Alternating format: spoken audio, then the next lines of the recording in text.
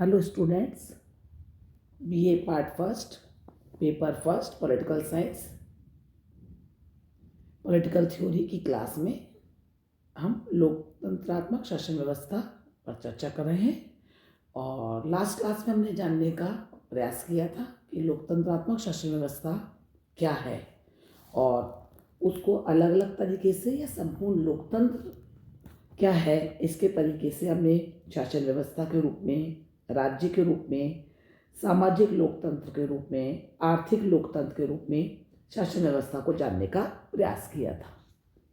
कुल मिलाकर के हम ये कह सकते हैं कि लोकतंत्रात्मक शासन व्यवस्था का तात्पर्य लोक शक्ति या जनशक्ति है, जहाँ शासन की जो अंतिम शक्ति होती है वो नागरिकों के हाथ में होती है और नागरिक ही सत्ता का स्रोत होते हैं और वहीं पे लोकतंत्र विद्यमान होता है।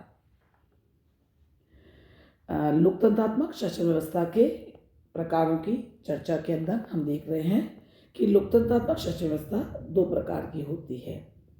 प्रत्यक्ष लोकतंत्र या शुद्ध लोकतंत्र जिसे कहते हैं, दूसरा प्रतिनिधियात्मक लोकतंत्र या अप्रत्यक्ष लोकतंत्र। सबसे पहले हम प्रत्यक्ष लोकतंत्र यानी कि डायरेक्ट डेमोक्रेसी पर बात करेंगे। इस शासन व्यवस्था को या शासन व्यवस्था के इस प्रकार को हम लोकतंत्रात्मक शासन व्यवस्था का प्योर फॉर्म कह सकते हैं, क्योंकि इस प्रकार की शासन व्यवस्था में, जिसको हम प्रत्यक्ष लोकतंत्र या डायरेक्ट डेमोक्रेसी कहते हैं, इसमें संपूर्ण जनता स्वयं शासन का संचालन करती है, नीतियों का निर्धारण भी वही करती है, कानूनों का निर्माण भी वही करती है और शासकीय पदाधिकारियों की नियुक्ति भी वही करती है। और ये जो संपूर्ण जनता है वह अपनी प्रभु सत्ता का प्रयोग नगर सभाओं में करती है। ये जो प्रत्यक्ष लोकतंत्र जिसकी हम बात कर रहे हैं, यह प्राचीन समय में यूनान के नगर राज्यों और आधुनिक समय में हम देखें तो स्विट्जरलैंड के कैंटनों में और या अमेरिका के कम आबादी वाले जो भी राज्य है उनमें पूर्णतया विद्यमान रहा है। प्रत्यक्ष प्रजातंत्र के लिए एक आवश्यक शर्त है कि ये कम आबादी वाले राज्यों में ही संभव है, जहाँ संपूर्ण जनता विचार विमर्श के लिए एक जगह पर एकत्रित हो सके। उदाहरण के लिए स्विट्जरलैंड के जो कुछ राज्य हैं जिन्हें हम कैंट्स कहते हैं, कैंटनों में, और अमेरिका के कुछ राज्यों में आज ये नगर जो सभाएं हैं आज भी विद्यमान हैं। लेकिन जहाँ हम आधुनिक विशाल राज्य जहाँ देखते हैं, जो आधुनिक विशाल राष्ट्रीय राज्य है, इनमें हमको लगता है कि ये वाली जो फॉर्म है प्रत्यक्ष प्रजातंत्र की, यह संभव नहीं है। प्रत्यक्ष लोकतंत्र में शासन व्यवस्था के संचालन के लिए कुछ प्रमुख पद्धतियां हैं, जिनमें हम जनमत संग्रह, आरंभन, मत संग्रह और प्रत्यावर्तन यानी कि रिकॉल सिस्टम को इसके अंदर प्रमुख रूप से देखते हैं। तो ये जो शासन व्यवस्था या लोकतंत्र का जो ये एक प्रकार है जिसको हमने प्रत्यक्ष लोकतंत्र के माध्यम से या नाम से अभी समझा है, इसका जो दूसरा प्रकार है इसे इनडायरेक्ट डेमोक्रेसी या रिप्रेजेंटेटिव टाइप ऑफ गवर्नमेंट या अप्रत्यक्ष लोकतंत्र के नाम से संबोधित करते हैं। इस प्रकार की शासन व्यवस्था में जनता स्वयं डायरेक्टली खुद शासन नहीं करती है, बल्कि प्रतिनिधियों के माध्यम से ये अपने रिप्रेजेंटेटिव के माध्यम से शासन कार्य में भाग लेती है। यहाँ पे जनता क्या करती है, निश्चित समय पर चुनाव होते हैं और उन चुनावों के माध्यम से अपने रिप्रेजेंटेटिव्स का चुनाव करती है और ये रिप्रेजेंटेटिव जाकर के विधानमंडलों यानी कि संसद की रचना करते हैं। वहाँ पर ये क्या करेंगे, वहाँ पे जो रिप्रेजेंटेटिव जनता ने चुने हैं ये जनता के लिए कानूनों का निर्माण करेंगे। तो आज हम ये देखते हैं कि विश्व के आज जो भी देश है उनमें अप्रत्यक्ष प्रजातंत्र का जो फॉर्म है यही पूर्णतया विद्यमान है। यह शासन व्यवस्था अनेक रूपों में प्रचलन में है, जैसे चाहे भारत है, इंग्लैंड है, अमेरिका है, चीन है। कहीं पे ये संसदात्मक और अध्यक्ष शासन व्यवस्था के रूप में है और एक इसके फॉर्म है एकात्मक और संघात्मक शासन व्यवस्था, जो हम आपको आगामी जो हमारी क्लासेस होंगे उनमें विस्तार से इसके बारे में बताएंगे। अब हमने ये देख लिया कि लोकतंत्रात्मक शासन व्यवस्था क्या है। दूसरा पॉइंट हमने देखा कि लोकतंत्रात्मक शासन व्यवस्था के दो प्रकार होते हैं, प्रत्यक्ष लोकतंत्र और अप्रत्यक्ष लोकतंत्र। तीसरा पार्ट जो इसका आता है वो ये आता है कि लोकतंत्रात्मक जो शासन व्यवस्था है इसकी प्रमुख विशेषताएं या इसके जो सैलाइंट फीचर्स हैं वो क्या है।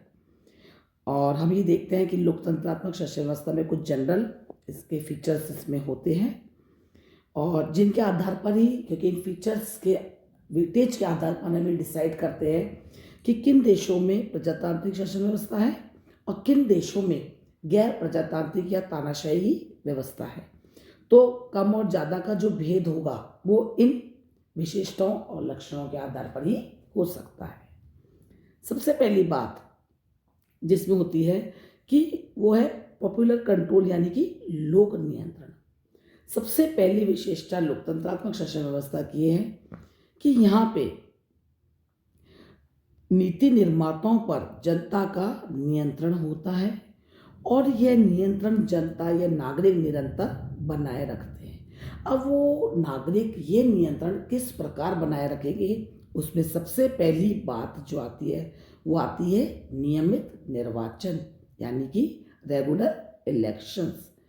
अब नीति निर्माताओं को पर अगर नागरिकों को अपना नियंत्रण रखना है तो उसको समय समय पर चुनावों की या निर्वाचनों की आवश्यकता होती है और ये जो चुनाव है ये नियमित अंतराल पर या जब जब इनका समय काल आता है अंतरालों पर होते रहने चाहिए ताकि लोगों को अपने विचारों को प्रकट करने का और शासकों को सत्ता में बने रहने के लिए भी जरूरी है कि चुनाव नियमित समय पर होते रहें। क्योंकि जनरली देखा गया है कि कभी लोग कुछ जो शासक है निर्वाचनों को टालते हैं या अपने कार्यकाल में वृद्धि कर लेते हैं तो इससे लोकतंत्र की उपेक्षा होती है। तो इसलिए पहली बात तो ये हो गई कि नियमित रूप से चुनाव होने चाहिए। और दूसरी बात जो हम इसके अंदर देखेंगे वो है पॉलिटिकल इक्वालिटी की बात होती है, राजनीतिक समानता। कि लोकतंत्र के लिए एक जो दूसरी विशेषता या उसका जो एक आवश्यक लक्षण है वह यह है कि लोकतंत्र में राजनीतिक समानता होती है। अब राजनीतिक समानता क्या है? राजनीतिक समानता का तात्पर्य यह है कि उस देश के सभी नागरिकों को मत देने की या मताधिकार की समानता होती है। यानी कि राज्य के जो भी वयस्क नागरिक हैं उनको समान रूप से मताधिकार प्राप्त हो और इस संबंध में उनसे जाति, भाषा, लिंग या क्षेत्रीय या किसी भी आधार पर कोई डिस्क्रिमिनेशन नहीं किया जाए। इसका तात्पर्य यह है कि जो नागरिक हैं उनमें निर्णय लेने की या अपने जरूरी नहीं है कि उनकी सभी का डायरेक्ट उसमें कोई पार्टिसिपेशन हो डिसीजन मेकिंग में, लेकिन सभी नागरिकों को वोट दे करने का मताधिकार का निष्पक्ष रूप से अधिकार प्राप्त होना चाहिए। राजनीतिक समानता अपने आप में एक बहुत कॉम्प्लेक्स विषय हमको दिखाई देता है और इसके लिए आवश्यक है कि सार्वभौमिक वयस्क मताधिकार हो, प्रत्येक व्यक्ति को एक मत देने का ही अधिकार हो, चाहे वो व्यक्ति कितना ही साधन संपन्न हो, लेकिन उसके पास एक से ज़्यादा वोट देने का अधिकार नहीं होना चाहिए। एक और बात है कि जो भी व्यक्ति मतदान करेगा या मत देगा उसको उसके प्रत्येक मत का जो मूल्य है वो समान होगा, उसमें किसी भी प्रकार की कोई डिस्क्रिमिनेशन नहीं किया जाएगा। तीसरी बात या तीसरी विशेषता जो लोकतंत्रात्मक शासन व्यवस्था के लिए आवश्यक है वह है राजनीतिक स्वतंत्रता यानी कि पॉलिटिकल फ्रीडम। हम ये जानते हैं कि लोकतंत्रात्मक शासन व्यवस्था में राजनीतिक स्वतंत्रता का विद्यमान होना आवश्यक है, क्योंकि इन स्वतंत्रताओं के माध्यम से ही नीति निर्माता जो है, जो पॉलिसी मेकर्स हैं या जो हमारे रिप्रेजेंटेटिव्स हैं, उन पर प्रत्यक्ष और अप्रत्यक्ष रूप प्रभाव पड़ता है।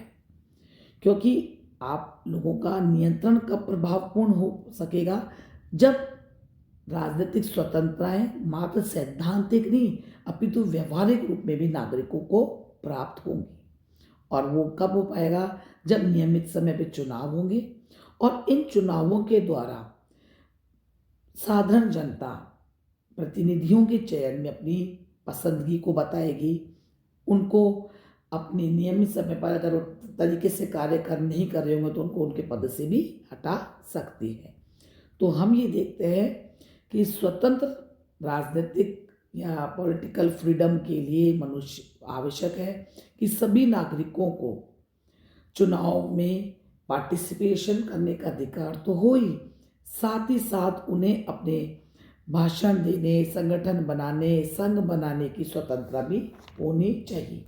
तभी वो अपनी राजनीतिक स्वतंत्रता का प्रयोग कर पाएंगे।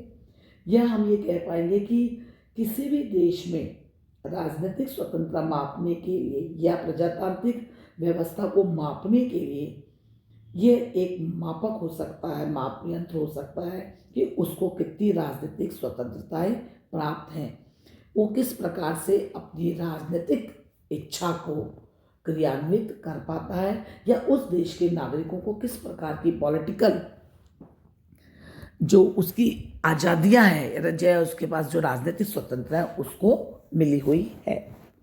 एक अन्य विशेषता जो प्रजातांत्रिक शासन व्यवस्था के लिए आवश्यक है वह यह है कि सब इसमें मेजॉरिटी का रूल होता है, यानी कि प्रजातंत्र की जो आत्मा है ये बहुमत के शासन में है, क्योंकि लोकतंत्र में बहुमत और अल्पमत में एक मौन समझौता होता है। इसके साथ ही साथ लोकतंत्र में विश्वास की जो बिलीफ होता है ना, वो एक बहुत इम्पोर्टेंट पॉइंट होता है। इसलिए लोकतंत्रात्मक शासन व्यवस्था के लिए ये आवश्यक है कि इस देश के जो भी नागरिक हैं उन सभी को समानताएं प्राप्त हो, उनके भाषण के संगठन बनाने की स्वतंत्रता उनको प्राप्त हो, उनको राजनीतिक स्वतंत्रता पूर्ण रूप से मिलनी चाहिए, उनको राजनीतिक समानता उनको प्राप्त होनी चाहिए, क्योंकि व्यक्ति के व्यक्तित्व और उसके गौरव बना रहे उसके लिए आवश्यक है कि उसको किसी भी गलत कार्य करने के लिए उसको बाध्य नहीं किया जाए। तो कुल मिलाकर के हम ये कह सकते हैं कि लोकतंत्रात्मक शासन व्यवस्था में अगर ये सभी लक्षण विद्यमान हुए जो बताए गए हैं तो ऐसा लोकतंत्र बहुत प्रभावी होता है। धन्यवाद।